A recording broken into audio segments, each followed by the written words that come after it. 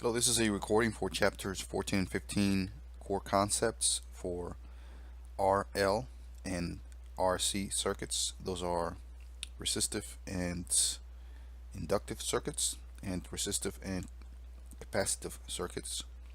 Again, these are the core concepts, so it's going to be a much shorter video than what you would get for a standard chapter. Just to reiterate and really drill down on the basic concepts of these two chapters, which are very important. They are basically the transition between basic and intermediate electronics, and a very solid understanding of these concepts for inductance and capacitance is necessary to continue with your studies. So this is what this video is for. First, I'd like to discuss inductance. Basically, the use of coils is what makes the concept of inductance in circuits, whether it be DC or AC, available and real. And just real quick to review how current happens or occurs in a conductor. Up at the top of this diagram sketch is just a simple wire depicted with current going through it, and you can see this is a depiction of DC current. It goes one way, this in this occasion to the right, usually from negative to positive, and basically it's unobstructed. It is, the current itself is free as long as there is no resistance. It is unhindered. It is not limited until there is a resistance. A inductor, or choke as it is sometimes called, does offer that hindrance, that limitation to current. So in other words, in simple words, an inductor is a device that limits current, and better said, it's a device that opposes the change of current. So it tries to limit how much current changes, whether it's increase or decrease. So it's not only necessarily like a resistor, as you studied in earlier chapters. A resistor straight resists, or just tries to stop or limit the event of current at all times. It doesn't matter whether the current is trying to change or not, increase or decrease. A resistor resists current regardless of the state or the change of current. A inductor, on the other hand, only reacts to current. Again, only reacts to current when there is a change in current, when current tries to increase or when current tries to decrease. And of course, current cannot do this by itself. There needs to be a mechanism that increases or decreases the current. Having said that, the way a coil works in the inductor, which is basically a coil, usually with a iron core or some other type of metal core in it, to improve its capability, to improve its performance. The way the coil works is through magnetic field, the effect of a magnetic or multiple magnetic fields in the coil, as you can see in the drawing. There are several depicted magnetic fields. These here with the arrows, and they expand as current increases. So the minute you turn the switch on, current will increase as fast as it may happen. It takes some time, and during this time, during this period, current is increasing. Then your magnetic field will expand. As you can see, current at that moment in the depiction, in the sketch, is increasing. So the magnetic field is increasing, and it does create something called a CEMF, or counter electromagnetic force. And what that is basically voltage in the opposite direction of the voltage that is currently being imposed or fed through the wire or the coil. And that counter EMF, basically, as the name implies, counters or goes against the voltage applied. And at the same time, if you go against the voltage, you're going against the current. So that kind of slows down the current, controls, kind of like handles, and tries to stop the current. It can't stop it completely because the coil is basically a piece of wire wound, and it will allow current, especially if your voltage is high enough to push the current through. It will allow the current, but it will control it. It's like the cop on the block. It is like a traffic light trying to stop a certain thing, or like a vehicle from going unobstructed. And this magnetic field and the CEMF does slow down the current. And again, it only does this while the current is changing, whether it's increasing or decreasing. In this case, we're just turning the switch on, as you can see in this part of the sketch. The current, this is a graph, by the way. As bad as it may be, it still, kind of depicts a curve of I for current, the curve for current increasing.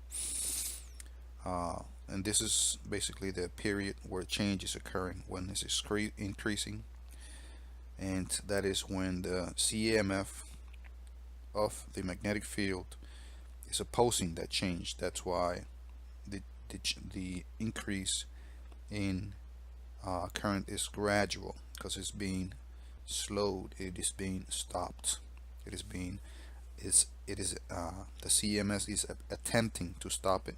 It cannot stop it completely, so it is just slowed. That's why the slope is a gradual curve. That basically means it is increasing slowly, the current is. And once the current reaches its maximum, using Ohm's law, you can only have a maximum amount of current if you have a certain amount of resistance and a certain amount of voltage. Given all those basically are balanced out, your current is steady, depicted by this straight line. During that period when the current is steady, guess what? There is no magnetic field collapsing, or there is no magnetic field expanding. When there is no magnetic field expanding or collapsing, there may be one, but it's not expanding or collapsing. Actually, there is one, but it's just not changing. That magnetic field is static, it's not changing. So the CEMF, or the counter electromagnetic force, is not opposing at that time. It is not opposing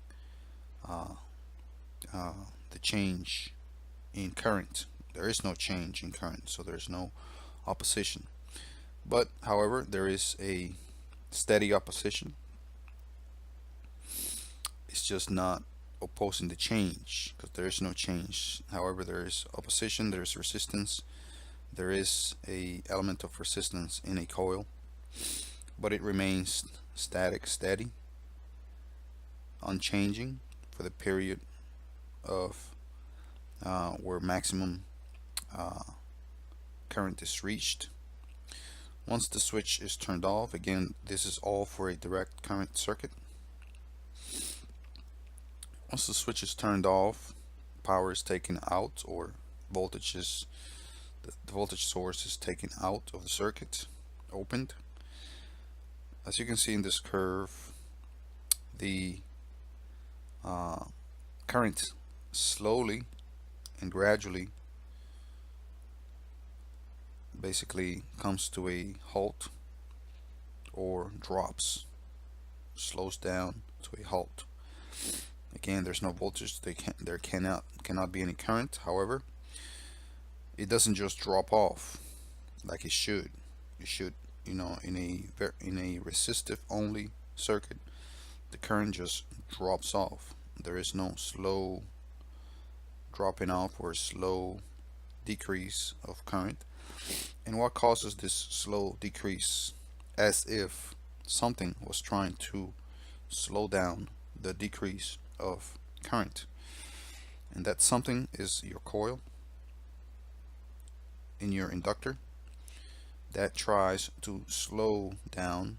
It basically tries to stop the decrease of current, again trying to stop the change in current, but it cannot completely stop it because you have no voltage to keep pushing electrons through, to keep pushing current.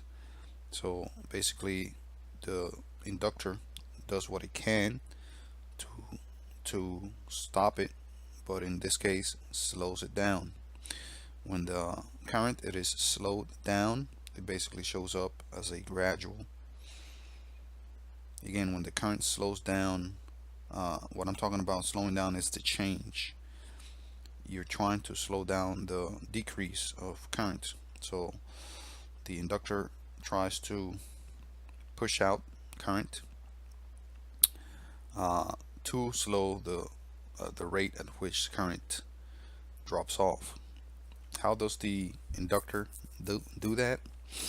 Well, the inductor does that because the magnetic field, this is a depiction of the switch when it's off. You basically cut off your voltage. The magnetic field, instead of expands, collapses in your coil, depicted by these arrows. The magnetic field collapses.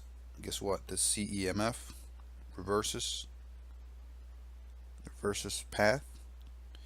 Basically the voltage is pushed the other way, and it basically tries to keep the current going on the same direction. The CEMF is basically turns the other direction, where the EMF, or the regular voltage, was basically directed to earlier when the switch was on. Now when the switch is off, the CEMF basically takes over EMF. The path of EMF takes over the path of the regular voltage, or EMF, and tries to continue pushing current through the circuit. However, it is not going to be long lasting. It is just going to be very short lived, this effort, because again there's no voltage source, and when the magnetic field is collapsing, the remaining voltage that remains in the coil, which is probably not going to be a whole lot, it gets pushed out along with the small amount of current, and that basically is the slower drop off of currents. It is not instant, it is a slow drop off.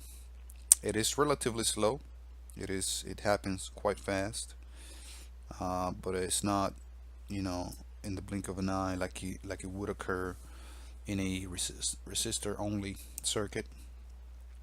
So to summarize these few sketches, your inductor basically resists change in current in a DC voltage.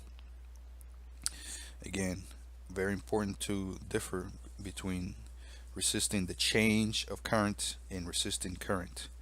Resisting the change of current is resisting the speed at which it increases and the speed at which it decreases.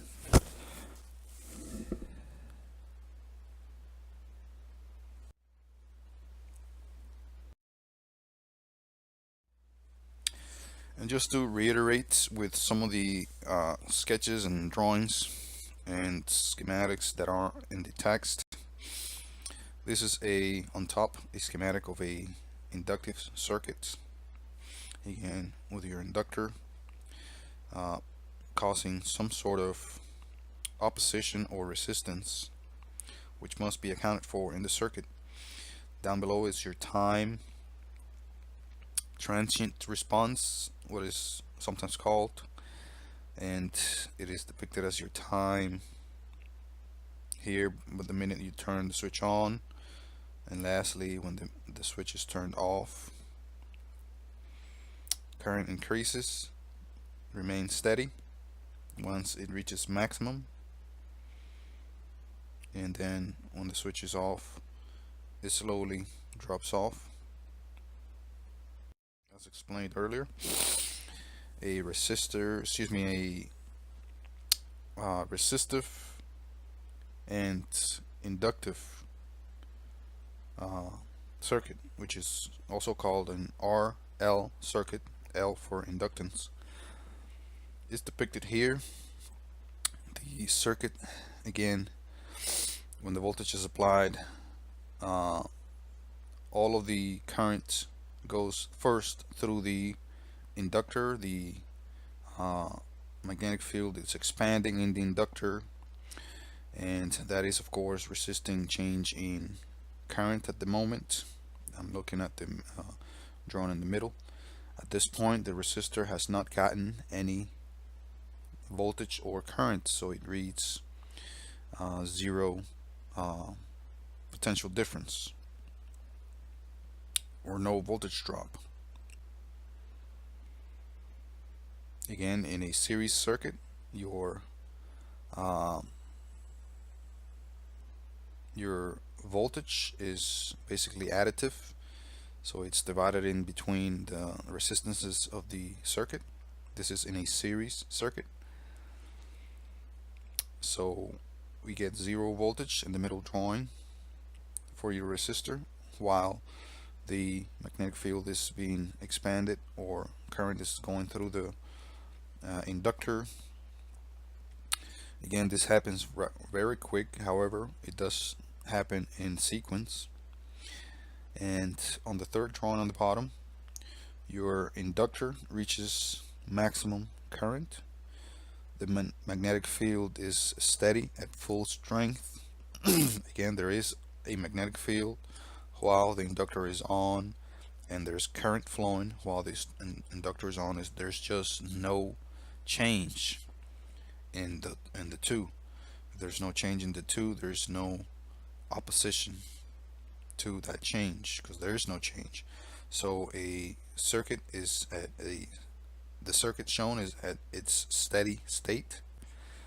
And finally, your voltage drop does show in your resistor. Once this is done, again, your inductor should stabilize first, and then your resistance will basically show the voltage drop. If it's a light, if it's a motor, that will come on after the inductor has fully charged.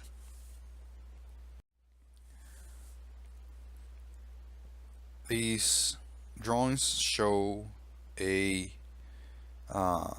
shorting path or an alternate path where which you can take away the power source.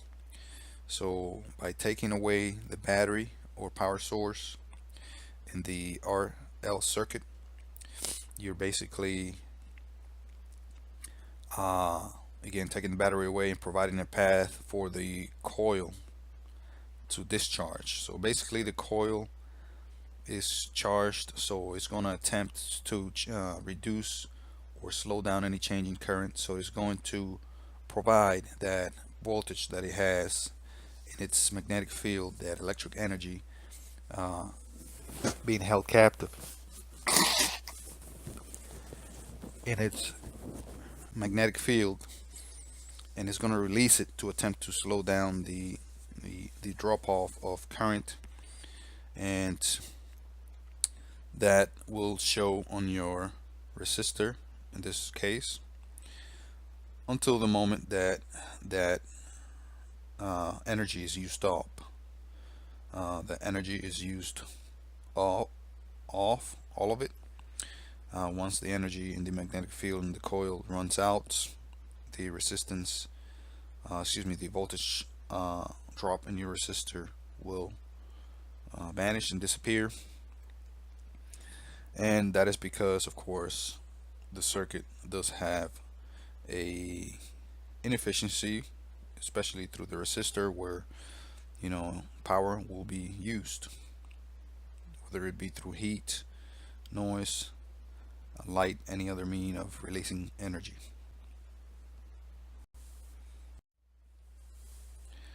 This is again a transient response, or the time of events during the closing of the circuit and the opening of the circuit,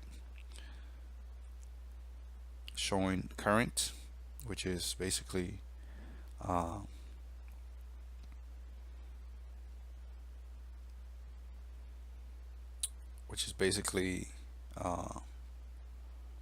slowed down, which shows as a curve when you first turn on the switch.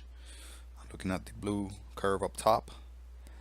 Again, it goes steady once it reaches maximum, and when the switch is closed, it drops off in a curve slowly, relatively slowly. It doesn't just drop off. However, your voltage instantaneously comes on to maximum the minute you turn the switch on. Boom, it just goes from 0 to however many volts you have available in your power source, in your voltage source. And once the current reaches its maximum through the inductor, it does drop off and it balances out back at 0.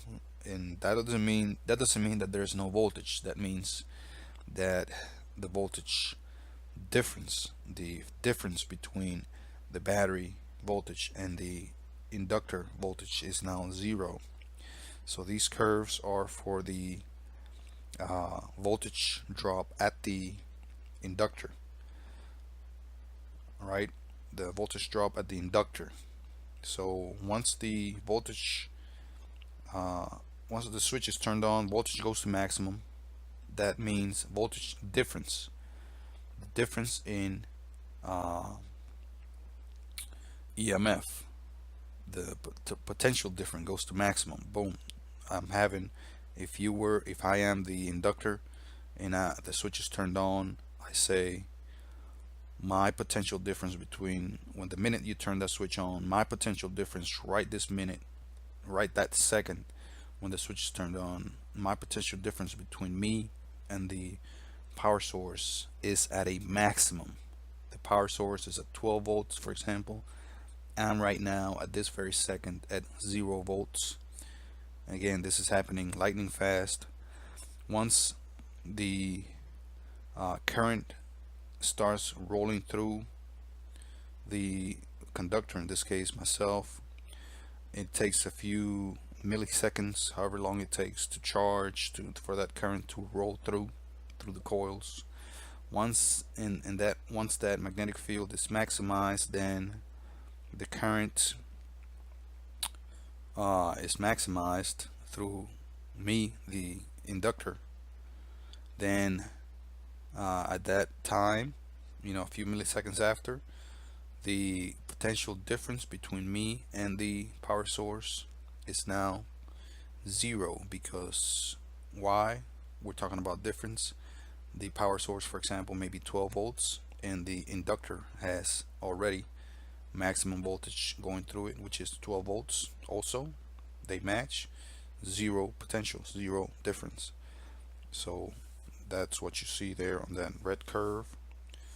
around the middle where the voltage is, the voltage difference, the potential difference is 0. And once we turn the switch off, guess what happens? Once again, your potential difference at that very second, right here, at that very second where you turn the switch off, the potential difference goes to maximum again. Maximum in the negative sense. Now, the power is off at the power source if you are the inductor. At that very second, the power source is 0. You're still at 12. And it reverses. So you basically at negative 12. And you go from negative 12 to 0. Again, your electron flow is going the other direction, so it reverses. So you're basically going from negative 12 back slowly to 0, because look at this again, your current also reverses, and excuse me, your CEMF also is reversed, so your current remains in the same direction, and it slowly drops off, and your voltage slowly again drops off, because you're being aided by that current. The voltage is being aided by that current. Showing us an example of the time constant, or the transient time. It's basically a time taken by the currents going through a inductive circuit, or a inductor, and it shows you however fast it may be, it does take some time for the current to build up to maximum. For example, when you turn on the switch at 0 on the bottom or x-axis, the current rapidly increases. However, it is gradual, and we have here a time, however much time it may be in milliseconds. It's divided here in 5 segments, 5 parts, from 0 to 1, 1 to 2, 2 to 3, 3 to 4, 4 to 5, and 5 to 6. Okay, and we can see that from 0 to 1, the current goes all the way to 63.2%. From 1 to 2, current goes all the way from 63.2 to 86.5, and so on, all the way to the 5th period, which is all the way to 99.3%. And same thing, same gradual decrease when you, or very similar decrease when you turn off the switch. From 0 to 1, you get 36. It goes down all the way to 36.8%. From 1 to 2, it goes to 13.5%, and so on.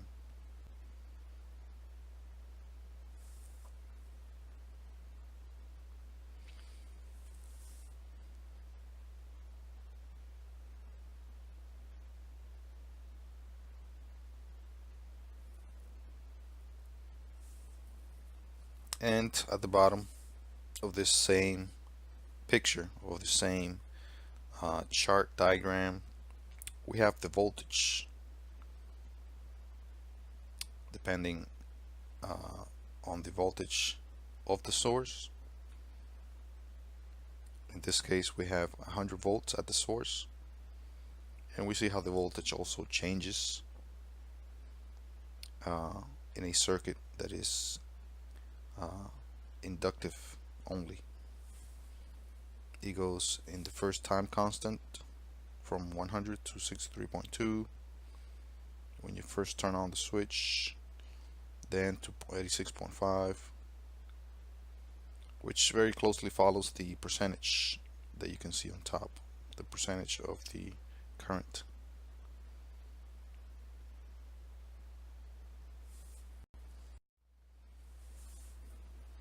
Moving on to AC current or alternating current in a inductive circuit, a circuit with a inductor only. And we can see that if you follow the blue curve, which is the current, that it lags the voltage, which is the red curve. This is an AC sine wave or sine waveform, and it does follow voltage and current. So in an inductive only circuits, we can say that current lags or trails behind voltage. So voltage leads current. As you can see, voltage starts up first, it goes to maximum first, and as you can notice, the lag of current to voltage is about 90 degrees. It is 90 degrees. You can see the voltage reaches its maximum at 90 degrees. However, current does not reach its maximum until 180 degrees. And it occurs on the same pattern for positive and negative. Notice how current reaches its maximum negative value at 360, but voltage reached its maximum negative at 270, which is before current, so it leads current.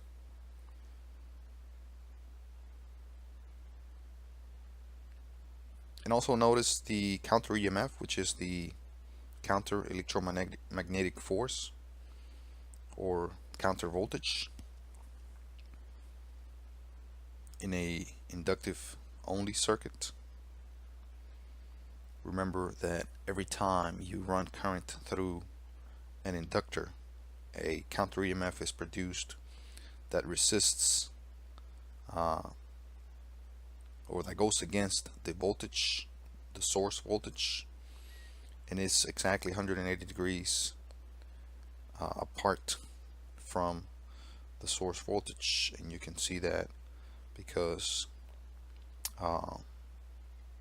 the source voltage starts up at maximizes at 90 degrees, and the counter EMF maximizes at 270. That is for the positive voltage. Likewise, the source voltage maximizes at negative at 270, and the counter voltage or the counter EMF maximizes in the negative again at 90, and again at 90 degrees, which is exactly 180 degrees out of phase.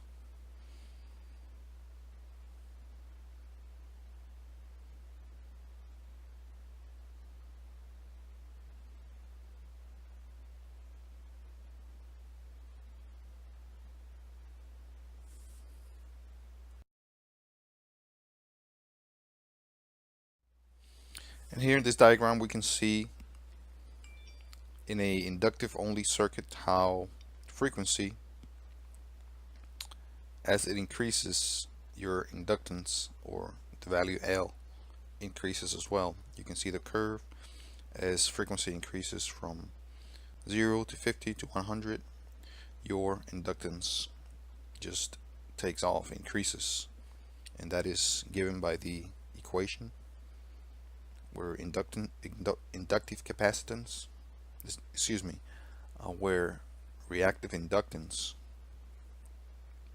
inductive reactance, that is what the XL means, inductive reactance equals to 2 times pi times frequency times your inductance. Notice that frequency is multiplied by your inductance. Thus, the more your frequency, the more your inductance.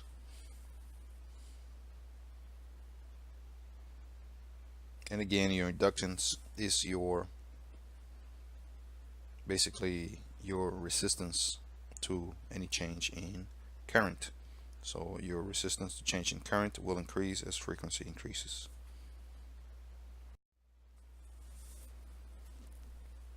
Here we see your inductance in henries, how if it increases, your inductive reactance will increase as well, given that your frequency remains the same. If your frequency remains the same at, for example, 100 hertz, your inductive reactance, which is what that red curve, that red line depicts. Don't be confused that the red line depicts frequency. That's not frequency. Frequency is remaining at 1000 hertz. However, if you see on the y vector, on the y arrow on the left side, from 1000 or 5000, that's your inductive reactance. Notice that it increases, depicted by the red line, as your inductance in henries increases. That is the size of your inductor. The larger the inductor, the more henries it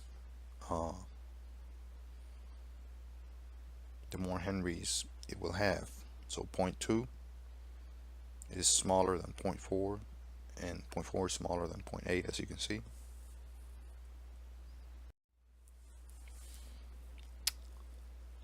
This diagram shows the power used in a inductive circuit containing inductive characteristics only, as it says, circuit containing inductance only.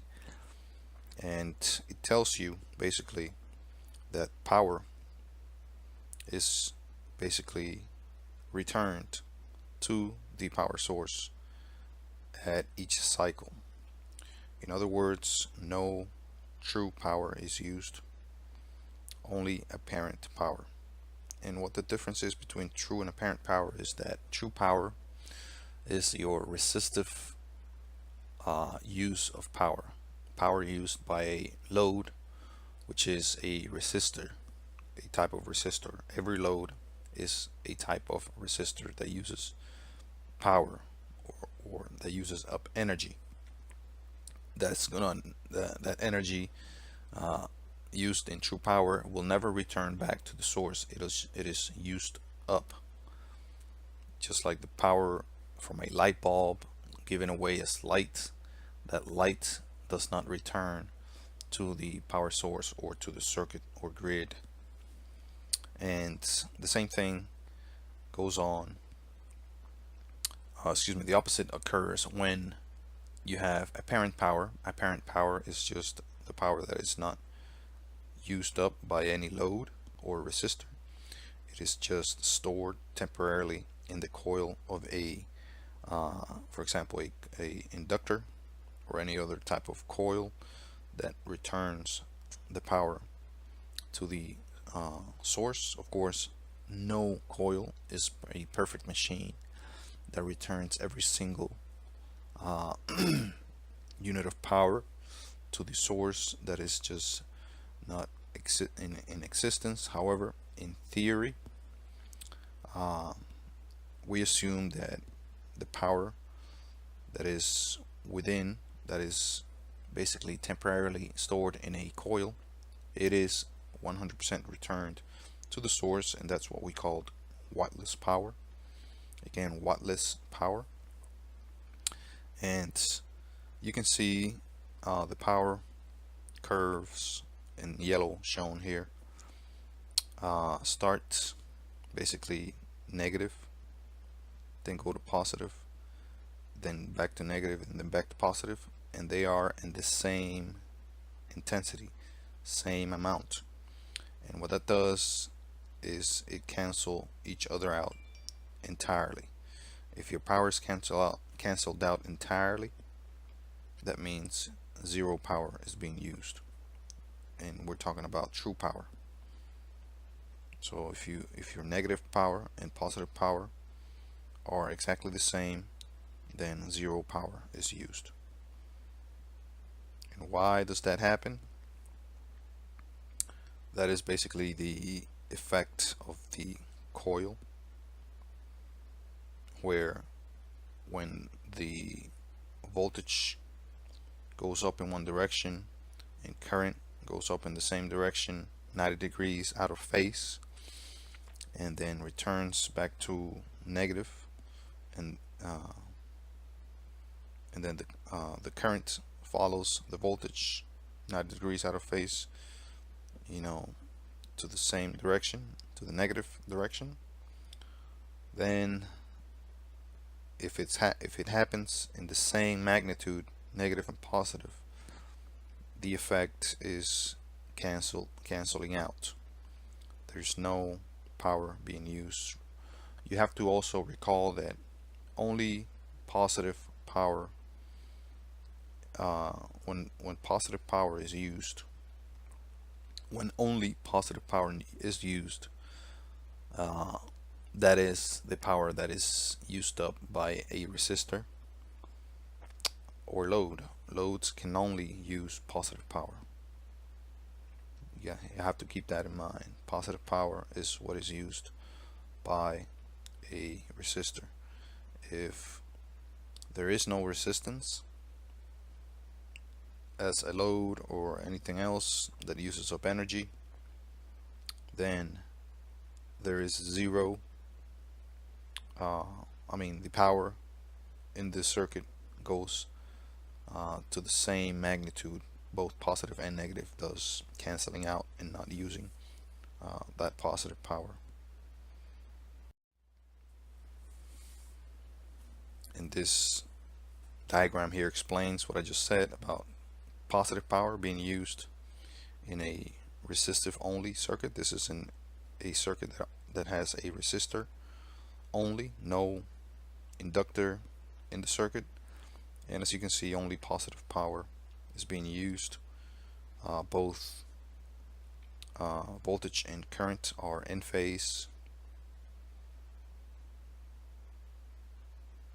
and that is the behavior of a resistive only circuit.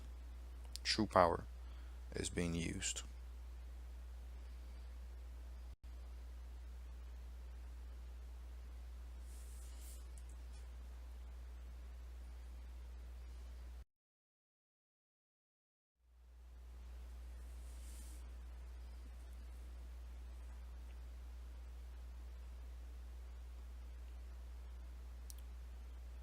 This is a depiction of the RC, of the RL circuit, resistive inductive circuit. That means that the circuit has a combination of a resistor and a inductor. And as you can see, you cannot just add the resistances of each, in this case at 300 and 400 ohms. You can't just add that like you can in a series resistive circuit. What you would have to do is get the vector addition of the two resistances, and for that you need the inductive reactance formula, which basically adds up the vectors, the two vectors, shown on the left side of the 500 ohms for your impedance. It adds up the vector on the right side bottom of your resistor, 300 ohms, going from left to right on the bottom, and adds up that vector going from the bottom of the graph all the way to the top, which is your inductive reactance of 400 ohms. The addition of those two vectors is your impedance, which is your 500 ohm total. Notice that 300 plus 400 is not 500. You have to get that by plugging in the 400 and the 300 values into the inductive reactance formula. which is basically your uh, it's a version of the Pythagorean theorem.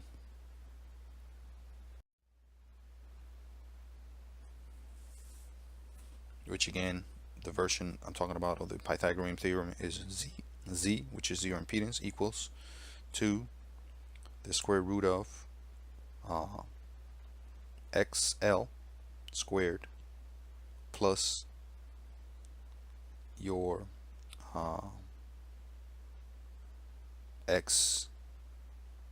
plus your resistance squared.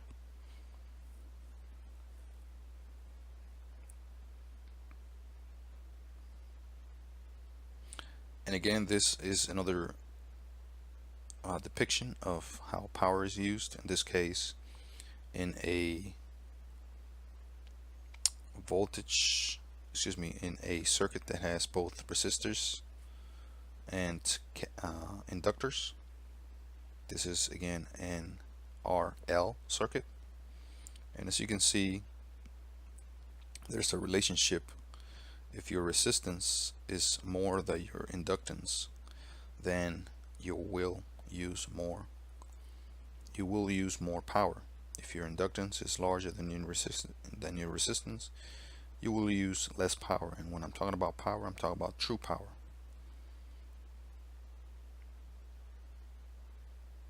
So in the negative part of the curve at the bottom, the power is returned to the source, which is the wattless power.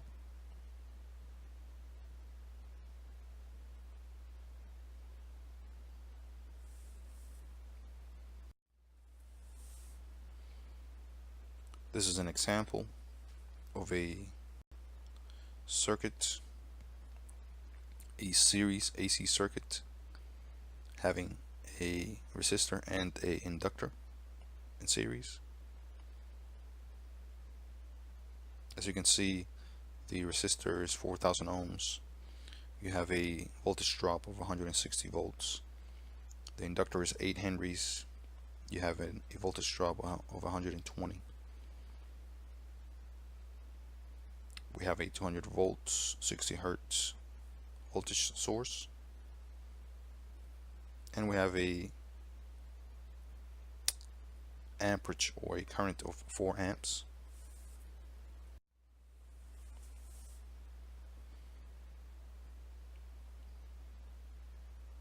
This is how we find the vector sum of your current for the current in your resistor and the current in your inductor. Remember, you cannot just add for RL circuits. You have to basically add the vector sum.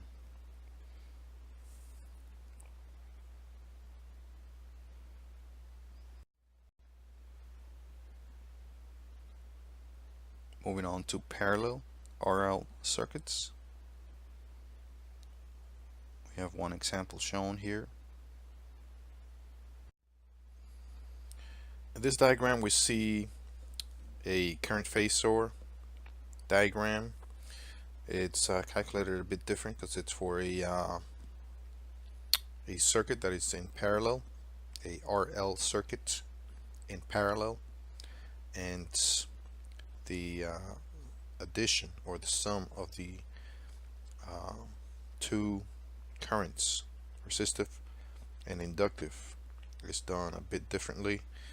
It is done through the theta, in this case 30.8 degrees, is found with the arctan of function, and that is how you find the total current of this circuit.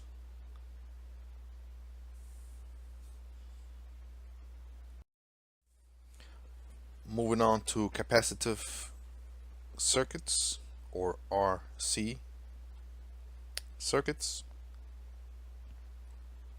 resistive capacitive circuits or RC circuits. The basic underlying concept of a capacitor is shown in this picture.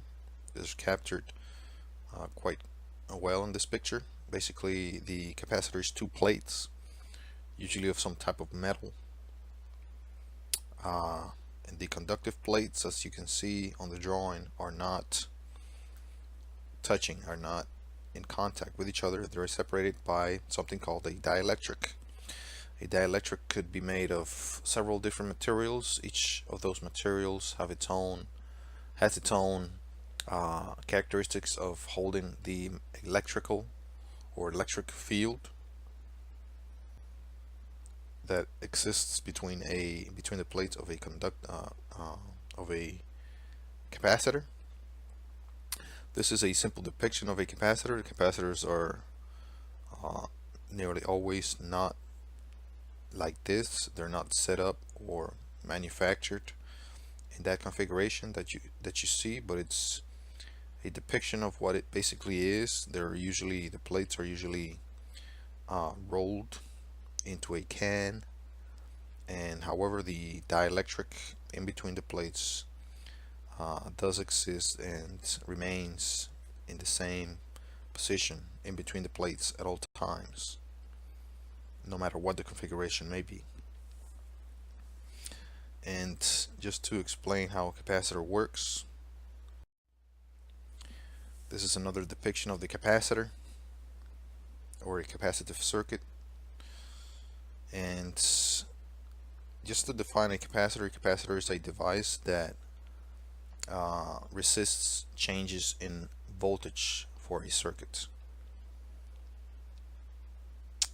And just keep in mind that if you resist voltage, you are indirectly resisting what else? You're indirectly resisting current.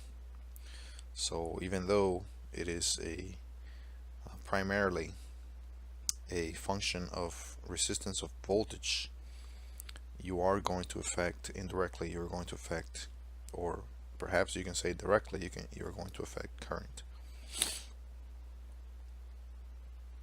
So a capacitor works the following way, more or less.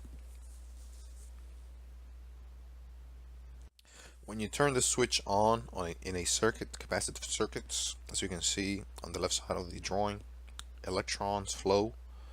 This is a DC or direct current circuit. Electrons flow once you close the switch, in this case from the left side to the right side of the circuit, from negative to positive.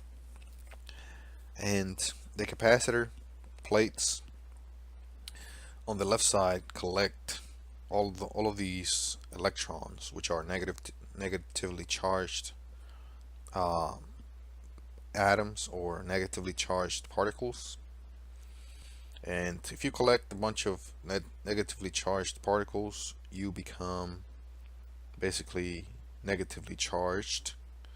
The plate itself becomes negatively charged. It has a lot more negative particles than positive, and that creates a electromagnetic field in between the plates, and that electromagnetic field basically repels all of the other negatively charged particles or electrons on the other plate, on the positive plate, in this case on the right side. And if you repel all of those and electrons from the positive plates, those electrons travel to the positive side of the battery on the right side, and at that moment, at that instance, there is current seemingly in the whole circuit. Momentarily there is a current because there's electrons flowing on the left and right side of the circuit, in this case going from and to the battery, completing a circuit. Again, this is momentarily, because once the electrons on the positive plates basically even out or run out, not necessarily run out, but when they balance out, in this case the capacitor balances out with the power source. basically your potential, your electrical potential at your capacitor becomes exactly the same as the electrical potential at your battery. Once those two items of the circuit balances out, there is no more current, there's no more current flow, and the current stops basically. And this is why they say that capacitors block DC flow or DC current, because it temporarily just creates a current as long as there is no balance between the power source and the capacitor. Once there's a balance, which takes very few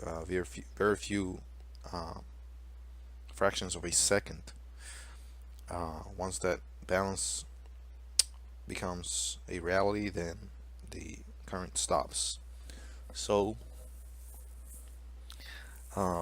once that current stops, that doesn't mean there is no charge in the capacitor. The capacitor is again charged to the source, to the level of the source. If the source is 12 volts, the capacitor will charge to 12 volts, given that the capacitor is of the correct size for that circuit, and it is more or less like a battery. It is storing electrical, it is storing voltage, in this case 12 volts, and since there's a balance between the two, the source and the capacitor, there is no current, and all current stops.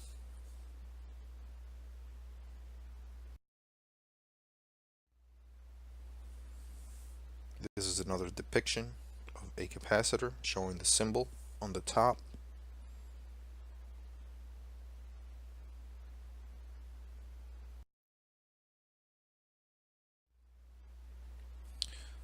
This graph shows the current and the voltage curves.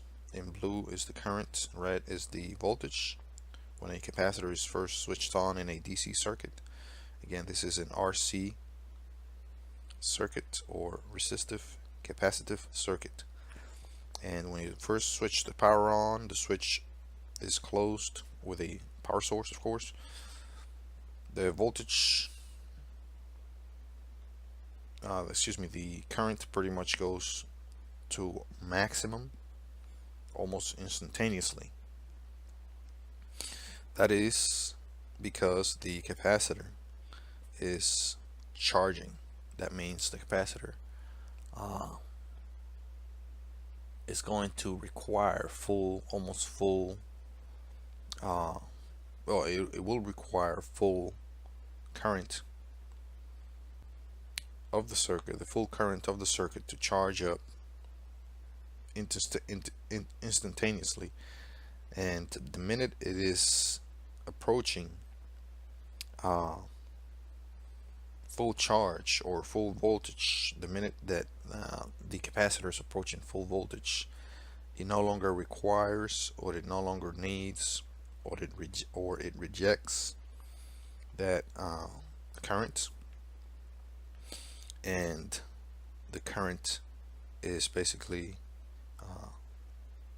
it drops off more or less gradually, as you can see that blue curve dropping off towards the right side of the graph. However, if you see the voltage, that is basically the EMF, electromotive force or potential difference, the potential goes all the way up to the source voltage, which is unknown in that graph, but it could be however much your voltage source is, 6 volts, 12 volts, 24 volts, 1 volt, however much your voltage source is. And once the capacitor is charged again, there's a balance in the circuit. The capacitor is at the same level of voltage as your source, and the current ceases to flow, as you can see all the way on the right side.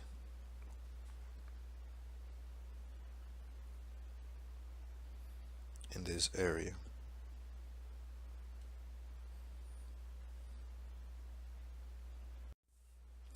These graphs here show how the capacitor or the capacitive resistor circuit behaves when you have a short in the circuit, meaning that you're basically bypassing the power source. So when you first turn the switch on, that is how the capacitor behaves on the left side on top.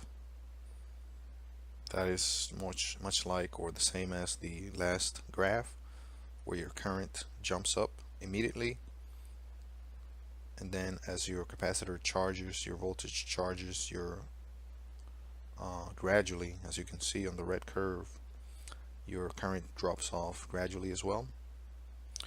When your voltage is maximized, your current is basically zero. And once you short the circuit with a resistor in the circuit, and then which is in this area here, once you close the circuit, and then remember there's a resistor in the circuit, voltage is used and drops off. Current, the flow of current is reversed because the capacitor charge, the electrons will flow in the opposite direction, because the capacitor will release electrons to attempt to balance the circuit. That is why they call the capacitor a device or circuit component that resists changes in voltage, because it will release electrons. If it detects if there is a sudden need to balance the circuit, it will attempt to balance it. In this case, the only way you can do it is by releasing electrons the other direction, and that's why you see here the current will flow opposite of what it did in the beginning through the power source. This is current given or fed by the power source up here. This is current fed by the capacitor in the opposite direction. And if you kill the voltage, the power source, which is this is the circuit power here, circuit voltage, the capacitor can only run the circuit, can only push those electrons in the circuit for a certain amount of time before it is all used up by the resistor or even the circuit itself. The wires offer resistance, thus the energy will be used up, and this is what you see here. That is why you see here that current going back to zero and coming to a halt. This bottom curve here is the resistor voltage. When you have power source, the voltage at the resistor maximizes instantaneously because it's a resistive part of the circuit, and then it drops off as the capacitor charges. Once the capacitor is charged, there is no current, so the voltage zeroes out, remains steady until you short the circuit. The voltage at the capacitor reverses, so it's maximized momentarily in the opposite polarity. This is at the resistor again, and then it zeroes out gradually. It goes back to zero because the capacitor can only maintain that current, which in turn maintains the voltage only for a short period of time. This is basically moving on to AC in capacitive circuits. This is a purely capacitive circuits fed by an AC source, alternating current. And as you can see, the red is the voltage at the source. The gold or yellow curve is the capacitor voltage, and your blue curve is the current. So once we turn on the switch in a AC capacitive circuit, the capacitor is going to do two things. It's going to charge and discharge at every wave, at every half sine wave. So it's going to charge in the positive direction up here, and then it's going to charge in the negative direction here, negative polarity. Charge positive polarity, charge maximum, discharge, charge negative polarity to the maximum, and then discharge. So here, zero charge, maximum positive, zero charge again, maximum negative, zero charge again, maximum positive.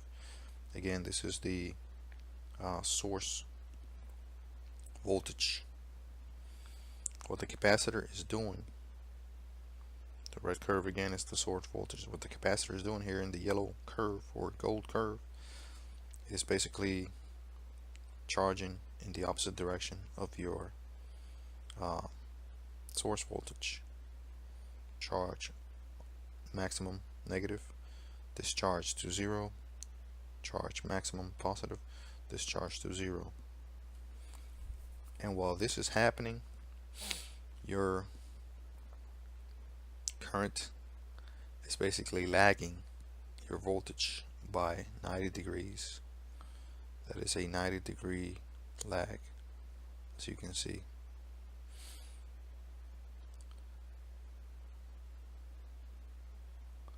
It is flowing basically at maximum change, rate of change right here. This is the maximum rate of change when the voltage is at a maximum. It is peak here whenever the source voltage and the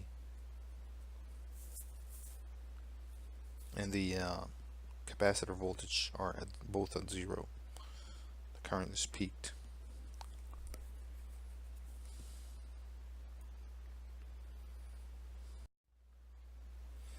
So as you can see here, as the frequency of the AC source increases, the capacitive reactance decreases. So as you can see here, frequency increases going that way, capacitive reactance increases going down, so it basically decreases going down, going up to the 0 point as the frequency of AC increases. In this case, capacitance shows the capacitance increases as reactance increases. As reactance decreases. Capacitance increases as reactance decreases. Again, reactance is the capacitive resistance of the circuit, and it is measured in ohms.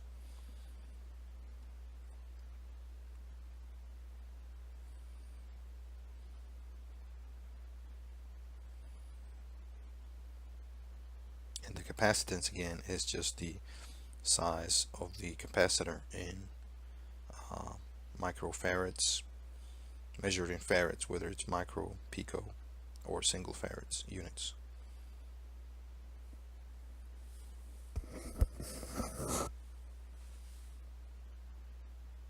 As you can see, as the capacitance in farads increase,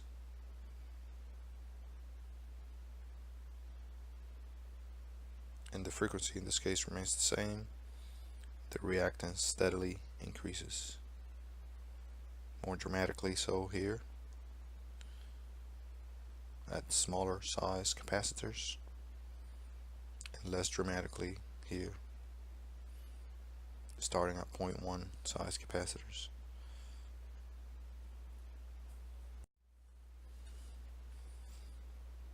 This is the power curve for capacitive circuits. This is a purely capacitive circuit.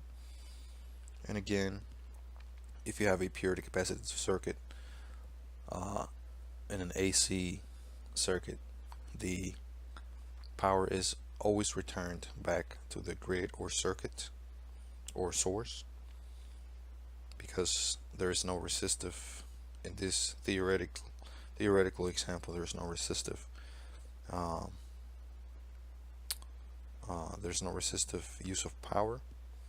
There's no resistor in the circuit, even though we know that there is always a as minute or as little as it may be, there is always a resistive characteristic to every circuit, because every circuit has wires. Wires do use up a small amount of power, resistive power or true power. But theoretically, we'll omit that, and here we can see that we're using the yellow curve. We're using both negative and positive power of the same magnitude, and what that does is the positive cancels out the negative, positive cancels out the negative. If we only had positive, then we would be using that much power. Remember, you can only use positive power in a circuit. Negative power is basically the power, the wattless power, that basically is returned back to the circuit. So used up, returned, used up by the circuit, returned by the circuit, used up by the circuit, returned by the circuit. So it evens out at the end. Red curve is your voltage curve. Again, 90 degrees out of phase is your curve for current in a capacitive circuit, AC.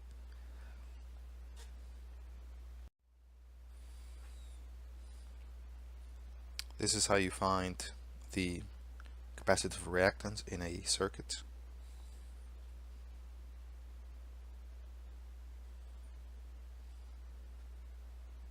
Again, you don't just add up the resistances of the two, the resistor and the capacitor.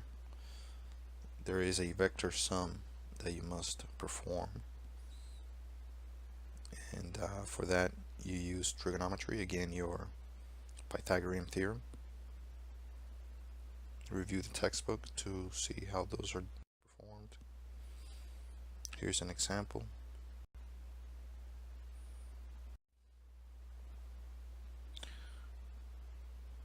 And moving on to parallel RC circuits.